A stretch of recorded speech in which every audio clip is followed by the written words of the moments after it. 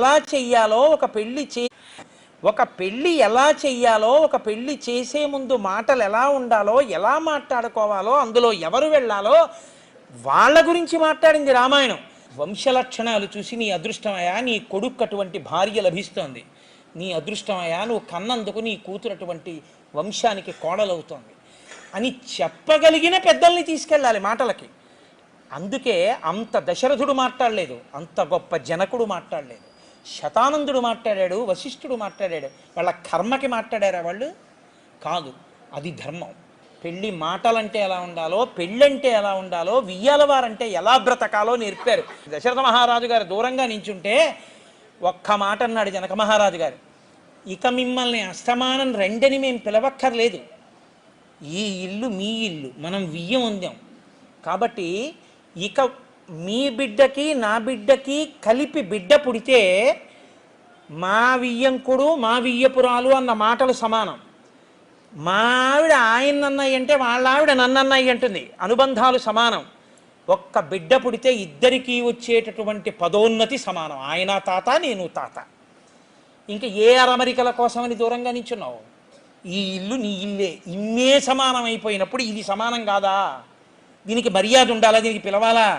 యథేచ్ఛగా లోపలికి రండి అన్నాడు జనక మహారాజు గారు. తప్పకుండానని వృద్ధుడైన దశరథుడు ప్రవేశించాడు. శ్రీరామాయణం చదివితే అబ్బా ఏమి జాతి మనది, ఏమి సంస్కారం, ఏమి ధర్మం, ఎటువంటి జీవితాలని పొంగొస్తుంది. మనం ఎంత నిజంగా ఇంత గొప్ప ఆర్షధర్మాన్ని విడిచిపెట్టేసుకుంటున్నామని కన్నుల నీరు వస్తుంది. అంత గొప్ప రాముడు అడగలేదు రాజ్యం ఇమ్మని, తండ్రి పిలిచి రాజ్యం ఇస్తానన్నాడు. సరే నాన్నగారు అన్నాడు. మరునాడు ఉదయం ఉపవాసం చేసి తండ్రి దగ్గరికి వెళ్ళాడు. మొదలు నరికిన చెట్టు ఎలా పడిపోతుందో అలా పడిపోయి ఉన్నాడు దశరథ మహారాజు. వెళ్ళి అడిగాడు, ఏం అలా పడిపోయి ఉన్నారు నాన్నగారు? అమ్మ ఎందువల్ల ఇలా జరిగింది అని. ఆవిడంది, 14 సంవత్సరములు నువ్వు అరణ్యవాసానికి వెళ్ళిపోవాలి ఇదే ముహూర్తానికి నా కొడుక్కి పట్టాభిషేకం అవ్వాలి. 2 వరాలు అడిగాను, మీ నాన్న ఇలా పడిపోయాడు. ఇప్పుడు ఈ వరాలు మీ నాన్న ఇచ్చినవి సత్యం అవ్వాలంటే మీ నాన్న చేతిలో లేదు, నువ్వు వెళ్ళిపోవాలి. నువ్వు వెళ్ళిపోతే మీ నాన్న మాట సత్యం అవుతుంది. నువ్వు సత్యం చేస్తావో చేయవో అని బెంగెట్టుకు పడిపోయాడు. అది అబద్ధం.